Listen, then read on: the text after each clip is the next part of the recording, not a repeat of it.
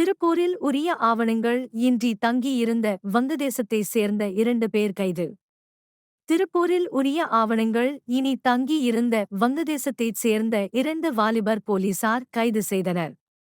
தொழில் நகரமான திருப்பூரில் தமிழகத்தின் பல்வேறு மாவட்டங்களைச் சேர்ந்த தொழிலாளர்களும் வெளி மாநிலத்தவர்களும் தங்கியிருந்த பணியாற்றி வருகின்றன. இந்த நிலையில் வட மாநில தொழிலாளர் என்ற போர்வையில் வங்கதேசத்தைச் சேர்ந்தவர்கள் போலியான ஆவணங்கள் தயாரித்து கொடுத்து திருப்பூரில் தங்கியிருந்து வேலை செய்து வருகின்றனர். இவர்களை போலீசார் அவ்வப்போது சோதனை நடத்தி கைது செய்து வருகின்றனர்.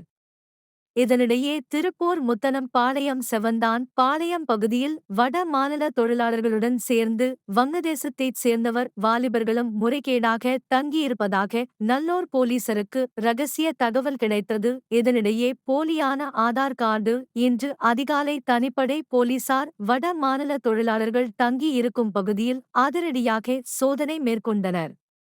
அப்போது பாஸ்போர்ட் விசா போன்ற எந்தவித ஆவணங்கள் இல்லாமல் முறைகேடாக தங்கி இருந்த 2 வங்கதேச வாலிபர்களை கண்டுபிடித்தனர். பின்னர் அவர்கள் நல்லோர் காவல் நிலையத்திற்கு அழைத்துச் சென்று தீவிர விசாரணை மேற்கொண்டனர். விசாரணையில் அவர்கள் 2 பேரும் கடந்த 4 மாதங்களுக்கு முன்பு திருப்பூர் வந்து பணி நிறுவனத்தில் தங்கி வேலை பார்த்து வந்ததும் தெரிய வந்தது.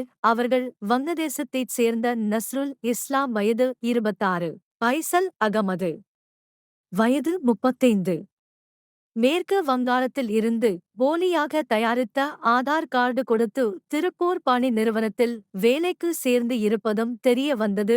இதனை எடுத்த 2 பேரையும் திருப்பூர் நல்லூர் போலீசார் கைது செய்து இவர்களுடன் வங்கதேசத்தைச் சேர்ந்தவர் வேறு யாராலும் திருப்பூரில் தங்கி உள்ளார்களா என்பது குறித்து தொடர் விசாரணை மேற்கொண்டு வருகின்றனர்.